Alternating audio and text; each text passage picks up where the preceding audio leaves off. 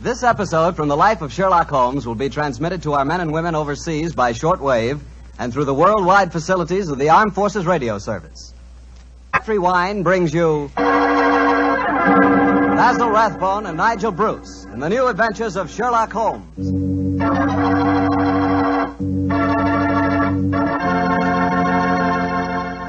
The Petrie family, the family that took time to bring you good wine, invite you to listen to Dr. Watson tell us another exciting adventure he shared with his old friend, that master detective, Sherlock Holmes. And I'd like to tell you about something Dr. Watson shared with me the other night, some Petrie California sherry. Did you ever have a glass of Petrie sherry before dinner? Well, that's a swell time for it, because Petrie sherry is the best beginning a good meal ever had. What a wine. You don't have to serve it in fancy wine glasses either. Not Petrie sherry. That wine would taste wonderful if you drank it out of a water glass. You can just taste those sun-ripened grapes. And incidentally, if you like your sherry dry, not sweet, then just do what I do. Ask for Petrie Pale Dry Sherry. It's a good idea to always have a bottle of Petrie sherry in the house because it's just the thing to serve when company catches you unprepared. And believe me, you can serve that Petrie sherry proudly because it's a fact that the name Petrie is the proudest name in the history of American wines.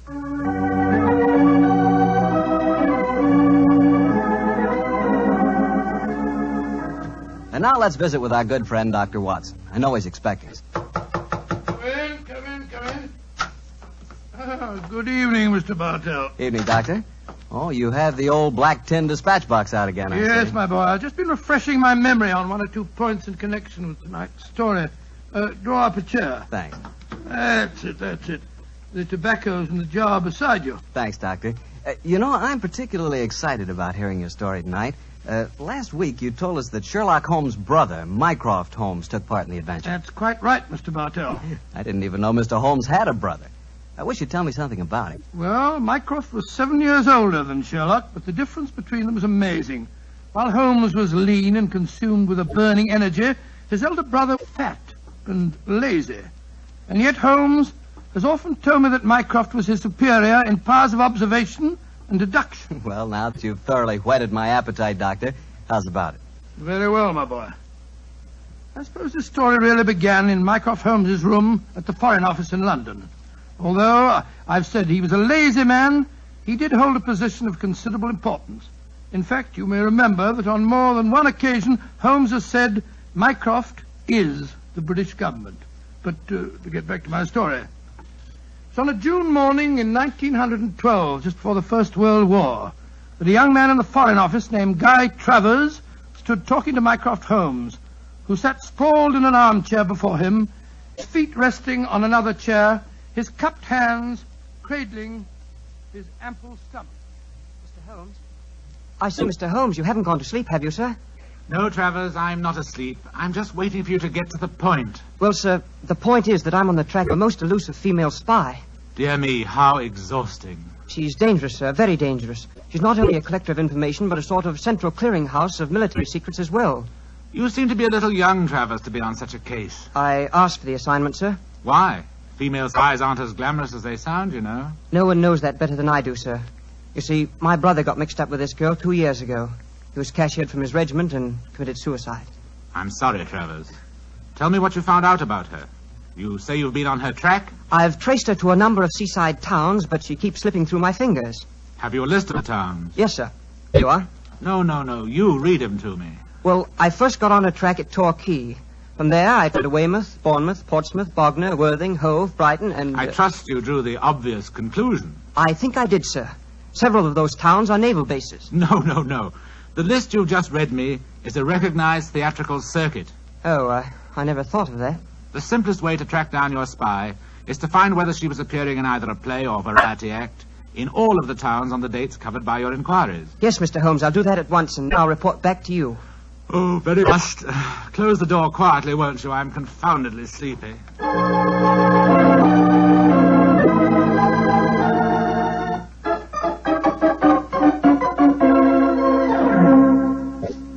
Mr. Holmes? Mr. Holmes, you haven't gone to sleep again, have you, sir? Oh, it's you, Travers. Well, what did you find out? A great deal, sir.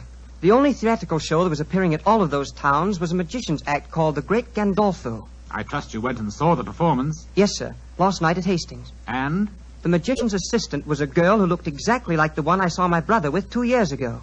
Did you go backstage and talk to her? Yes, sir. But it's a funny thing. For though she looked exactly like the other girl, I swear she isn't the same one. This girl seemed utterly charming and sincere when she told me she'd never heard of my brother. That's the danger of putting you young fellas on a case of this kind. A beautiful woman and a good actress can fool you 9 times out of 10. What's your next move, Travers? Well, sir, I was hoping perhaps you might come down with me and see the act. It's playing at Eastbourne tomorrow. It's not very far, sir. Stir my 20 stone. leave the comforts of my office and club to track a spy. No, my boy.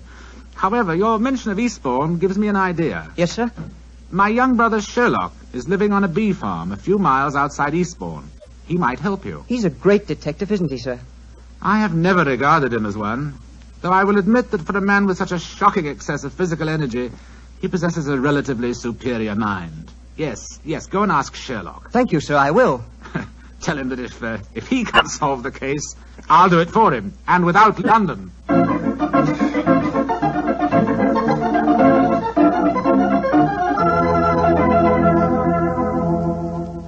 And so, Mr. Holmes, I did as your brother suggested and came down here to Eastbourne to tell you about the case. I quite understand, Mr. Travers. Very interesting stories, too, my boy. I'm certainly glad that I happen to be staying down here with you, Holmes. You'll handle the case, of course. I'm undecided, old fellow. The problem presents some interesting possibilities, and yet my life here among the bees has taken on a pleasant and soothing pattern. Oh, I hate to disturb it. Oh, come, Holmes. It'll be good for you to get away from your wretched bees for a few days. I forgot to tell you, Mr. Holmes. As I left your brother, he told me that if you couldn't solve the case, he'd do it for you, without leaving London. Dear old Mycroft, he meant that as a challenge. Hand me the paper, will you, Watson? Yeah. Thanks, old chap. Oh, what are you looking for? The amusement guide. There it is. Devonshire Theatre, Eastbourne, twice, nightly varieties, 6:30 and 9, the great Gandolfo, King of Magic. You mean you'll come to the theatre with me tonight, Mr. Holmes? Certainly. I can't allow Mycroft's challenge to go unanswered, and I'm sure that Dr. Watson will accompany us when I tell him Miss Sissy Gitana is also appearing on the bill singing, an old favorite of his. There was I waiting at the church, waiting at the church, waiting at the church. I found he'd left me in the lurch. Lord, how it did upset me. All at once he sent me round a note. Here's the very note. This is what he wrote. Can't get away to marry you today. My wife won't let me.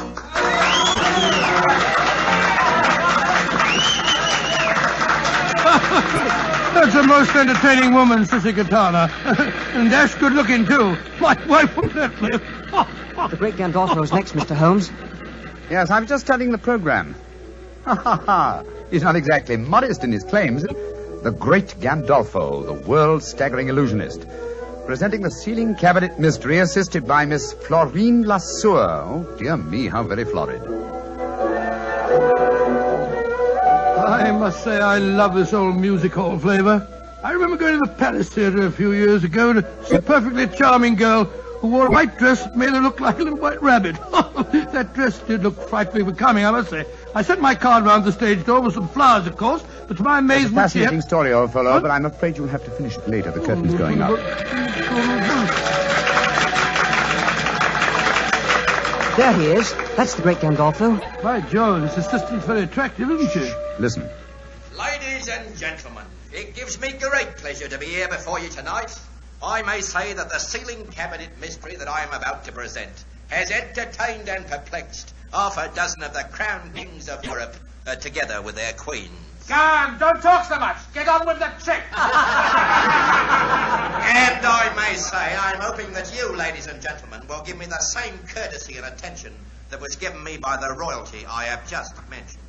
Now, before I present my illusion, I should like to ask for 2 volunteers from the audience who will come up here beside me on the stage so that I may be watched. Two volunteers, please. Wait for us here, Mr. Travers. Very well, Mr. Holmes. Come on, Watson. You mean that we're going up on the stage? Yes, it's a wonderful opportunity. Do I see 2 gentlemen rising? Splendid. 2 gentlemen are coming up from the audience. 2 gentlemen that I have never seen before. Watch the step, please. That's it. Over the footlights and onto the stage. That's right. And now, sir, have you ever seen me before? Never. And you, sir? Don't be afraid to speak up, sir. No, I haven't. Miss Lesueur, please see that the gentlemen are seated. I thank you. Now, ladies and gentlemen, I want you to watch me closely. You will observe that there is a wooden cabinet on the stage. There is also another cabinet of the same shape and size hanging high above me, which you can all see. A glass of water, please, Miss Lesueur. Well, go on. Put a sock in it. What did you say, sir? You heard. You ain't got cloth ears. We will dispense with the glass of water. Now, my assistant, Miss Florine Lesueur, will step into this cabinet on the stage. I want you two gentlemen to watch very closely. Miss Lesueur is now lying inside the cabinet, is she not? Yes, she is. Very well. I close the lid. So, I lock it with these bolts. And now, I ask one of you gentlemen to attach this padlock to the box. You, sir, will you oblige me? Very well. I thank you. And now, ladies and gentlemen, before your eyes you have seen Miss Lesueur enter a cabinet on this stage. A cabinet that has been bolted and padlocked. You can still see the duplicate cabinet hanging above me by an attachment of wires and pulleys. I now count a 1, a 2, a 3, and fire this revolver at the cabinet above me. Now, if you two gentlemen will kindly help me, we will lower the ceiling cabinet to the stage.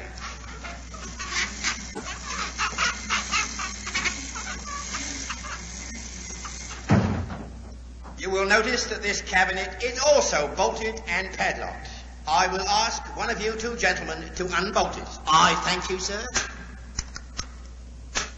And to this gentleman, I shall hand the key of the padlock. Kindly unlock it, sir. I thank you. And now, if you will both raise the lid of the cabinet.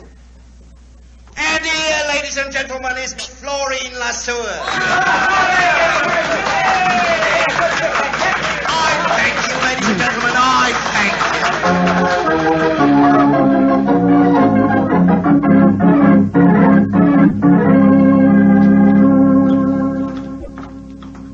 Why did we have to leave, Holmes? I was having a wonderful time. Sorry to drag you away, Watson, but there's work to be done. Mr. Holmes, if you want to go backstage, I'll introduce you to Miss Lesueur. Oh, that's a splendid idea. Before we do that, Mr. Travers, there's one important fact I want to know. What is it, sir? I presume you have a dossier of the available facts concerning this spy? Yes, sir. Everything that we've been able to find out. Among that evidence, do you by any chance have any fingerprint records? Yes, sir, I do. Splendid. Then let's go at once to the nearest police station and compare the fingerprints on this glass with those in your possession. Where did you get that glass, Holmes? You remember that Miss Lesueur, before she entered that cabinet on the stage, handed Gandolfo a glass of water. You mean that's the glass? Why else should I be carrying a drinking glass with me, old chap? Very neat, Mr. Holmes, and right under the nose of a magician, too. Well, I'm not exactly inept at the practice of legerdemain myself, Mr. Travers. Come on, let's have a talk with that local fingerprint expert, shall we?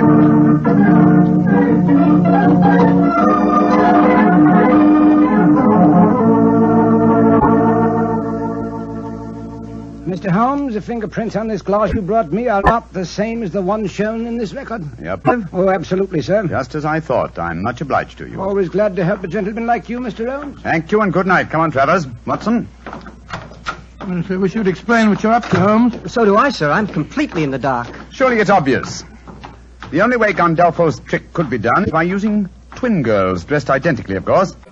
One in the cabinet on the stage and the other in the cabinet hanging from the ceiling. I don't know whether you noticed it, Watson, but there were small holes drilled around the base of the box, undoubtedly to enable its occupant to breathe. By George, of course. That would explain why the girl I spoke to didn't seem to know me, or my brother when I spoke of him. Mm-hmm. Exactly. And in any case, how better could a spy hide herself from a role where her employer, a magician, must, by the very nature of his trick, deny her existence? The question is, which girl is the spy? This fingerprint test has given us the answer. You mean it isn't the girl on the stage, the one who assisted Gandolfo? It certainly is not, old fellow. Your spy will be in the cabinet, suspended high above the stage of the Devonshire Theatre at 9 o'clock this evening. But this time, we will watch the performance from the audience.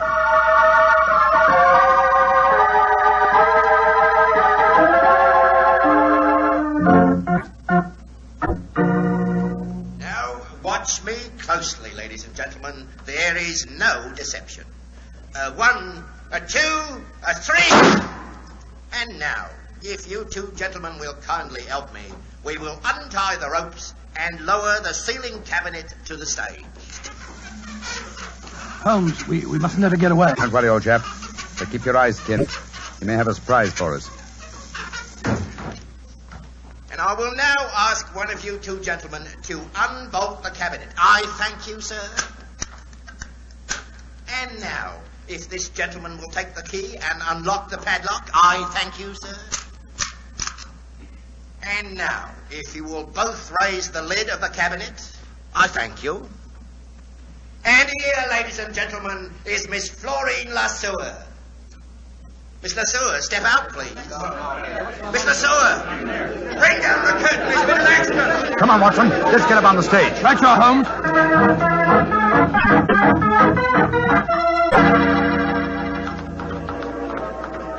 What happened, sir? It's Miss Lesueur. She's been injured. I'm a doctor. Let me look at her. I'm afraid she's beyond the help of doctors, Watson. Look at that bullet wound in her head. She has been murdered.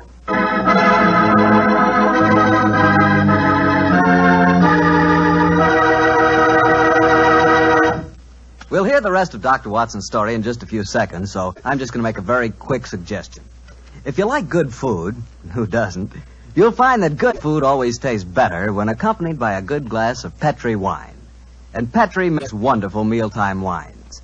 If you like a red wine, you know, to go with any meat or meat dish, you'll really like Petri California Burgundy. And if you prefer a white wine to go with chicken or fish, you couldn't ask for a better one than Petri California Sauterne. Remember those two wines, huh? Petri Burgundy and Petri Sauterne. They're Petri wines, so you know they're good.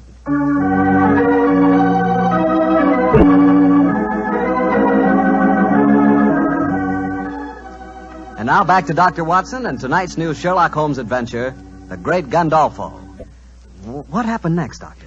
You just got to the part where you and Sherlock Holmes on the stage of a vaudeville theater were examining the dead body of one of the great Gandolfo's assistants. That's right, my boy. As you can imagine, the excitement was intense. The local police were soon at the theater, and the officer in charge, a certain Sergeant Buff, seemed to take a very great personal dislike to Sherlock Holmes.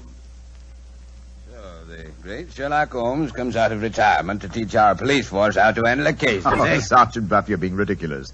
I'm not trying to teach the police anything. You follow your own line of investigation, and I'll follow mine. And supposing I say I don't want private detectives poking their nose into a police investigation? Then, my good man, I shall report your conduct to the local chief of police and obtain the necessary permission. No need to get uppity about it, Mr. Holmes, but too many cooks spoil the broth, you know. Oh, an extremely profound remark, Sergeant. And now, if you'll excuse me, I've work to do. And so have I, and we'll see who gets to the bottom of this first. I'm going to Gandolfo's dressing room. Holmes, I'm worried about the dead girl's twin sister. I've been looking for her everywhere, and no one seems to have seen her since the tragedy occurred. Naturally, my dear chap, you'd hardly expect her to reveal the secret of the cabinet trick by exposing the fact that the dead girl had a twin. I never thought of that. But we saw her there on the stage when the trick started. Seems to me that she's in great danger. She is in very great danger. But don't worry. I've taken the precaution of having her guarded. Oh? How, Holmes? I'll explain that to you later. In the meantime, we have to work fast. It appears that Sergeant Buff is out to try and show me up by solving the case first. That makes the second challenge I've received today. Well,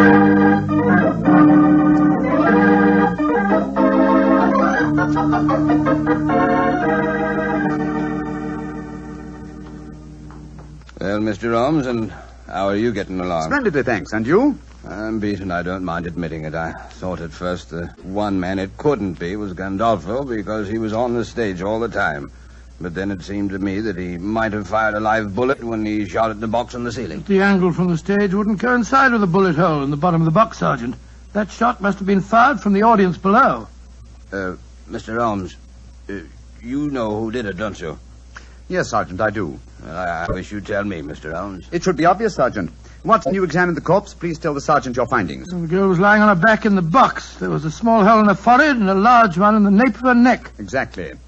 And since the point of entrance of a bullet is smaller than the point of exit, it proves that she must have been shot lying in the box from above. Once the box was in position over the audience, She could have been shot only from below. Therefore, the girl had already been killed when the box was hoisted to the ceiling. By Jove, yes. And only one person could have done that. Only two. Well, how do you figure that out, Mr. Holmes? The dead girl's sister had the same opportunity as the great Gandolfo himself. Of course she had. Now I see why you were having her watched, Mr. Holmes. If you'll excuse me saying so, sir, I begin to think it's a good thing you're on this case after all. Oh, that's very generous of you, Sergeant. And now, perhaps, if you'll do me the favor of keeping an eye on Mr. Gandolfo yourself. Of course I will, sir. Where are we going, Holmes? To the Jolly Fisherman Hotel to call on Miss Lasseur. How do you know she's there? I just received a message from young Travers. He followed her on my instructions as she left the theater. Come on, old chap. There's no time to be lost.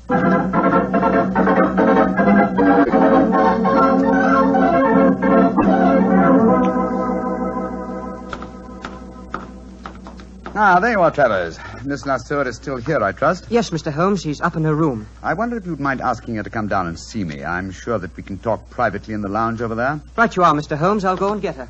What are you going to say to Miss Lasseur, Holmes? That depends on her attitude, old chap. Come on, let's go into the lounge, shall we? Oh, it's a lucky thing that you had her followed. It was an obvious precaution, Watson. You see, I realized from the very nature of the cabinet trick that Miss Lasseur would have to leave the theater after escaping through the trapdoor below the cabinet that was on the stage, before her twin sister descended from the cabinet that was suspended from the ceiling. And she doesn't know that her sister's been murdered, huh? If she is innocent, she doesn't. And if she is innocent, then we'll know that our murderer is Gandolfo. Shh. Here she comes. I've told Miss Lasseur that you want to talk to her privately, Mr. Holmes. If it's the act you want to talk about, Mr. Holmes, I've nothing to say. Magicians have a code of honor, you know. I quite appreciate that fact, Miss Lasseur. Won't you sit down? What do you want with me? I have news for you.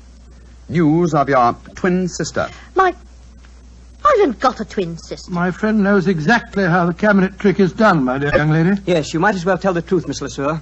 Well, all right then, so I have a twin sister. What of it? No crime in that, is there? What are you getting at? I want you to believe that I'm here to help you, my dear. You're going to need help and courage. What are you getting at? Look, come on, tell me. I'm sorry to be the bearer of that news. Miss Lasseur, your sister is dead. Dead? Huh. I don't believe it. I'm afraid it's true.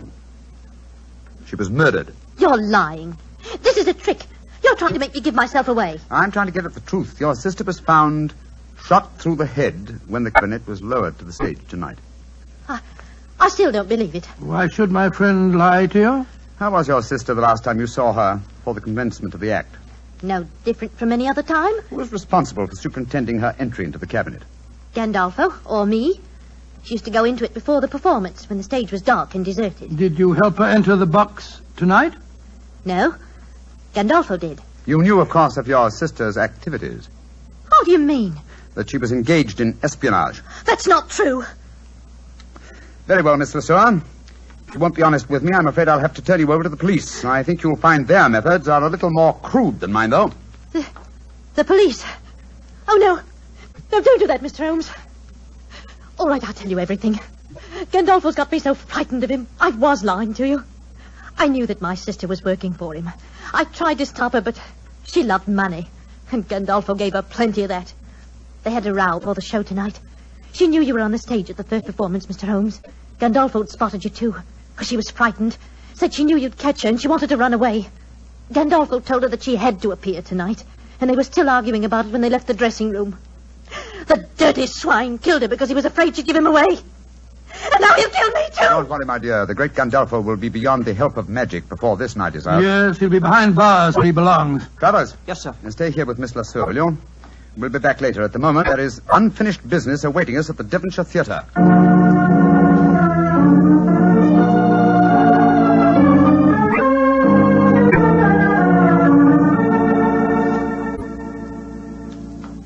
Well, Mr. Holmes, I can't tell you how grateful I am. Gandolfo's safely in prison thanks to you, and now you tells me you don't want no credit in the case. Oh, my dear Sergeant.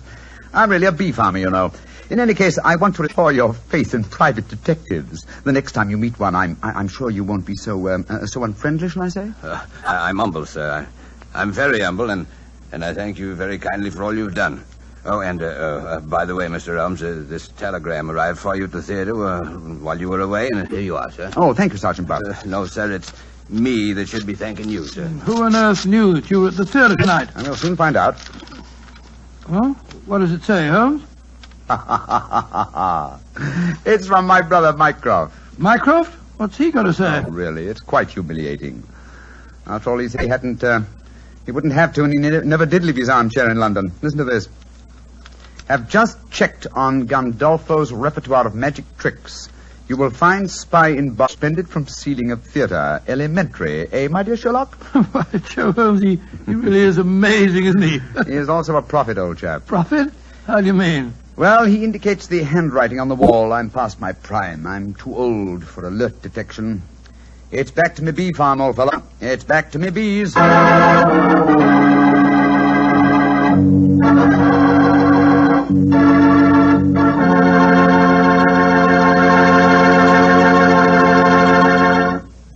Doctor, that was a swell story. I bet it was an interesting case to work on. Yes, it certainly was. I've always had a fancy for the theater, you know. What you really mean, Doctor, is you always had an eye for a pretty girl. Mr. Bartell, you're a very blunt fellow. Why not?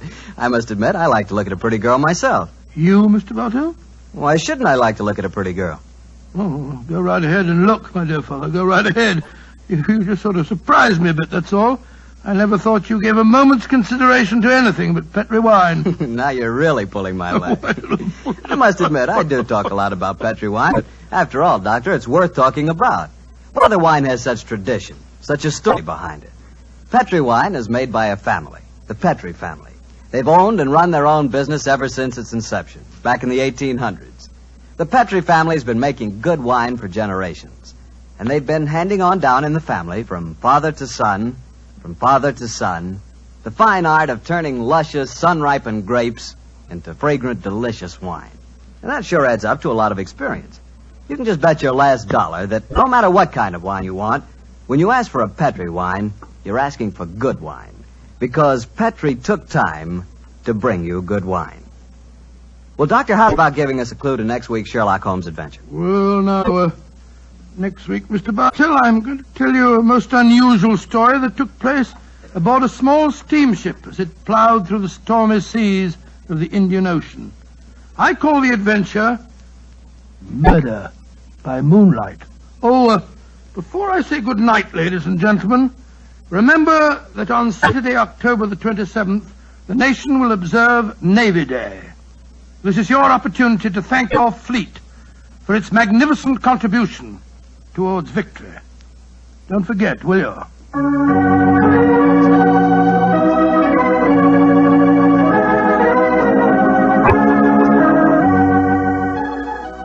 Tonight's Sherlock Holmes adventure is written by Dennis Green and Anthony Boucher and was suggested by an incident in the Sir Arthur Conan Doyle story, The Second Stain.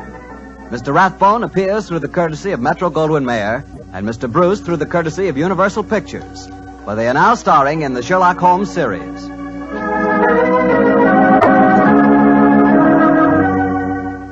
The Petri Wine Company of San Francisco, California, invites you to tune in again next week, same time, same station. This is Harry Bartell saying goodnight for the Petri family. Sherlock Holmes comes to you from our Hollywood studios. This is the Mutual Broadcasting System.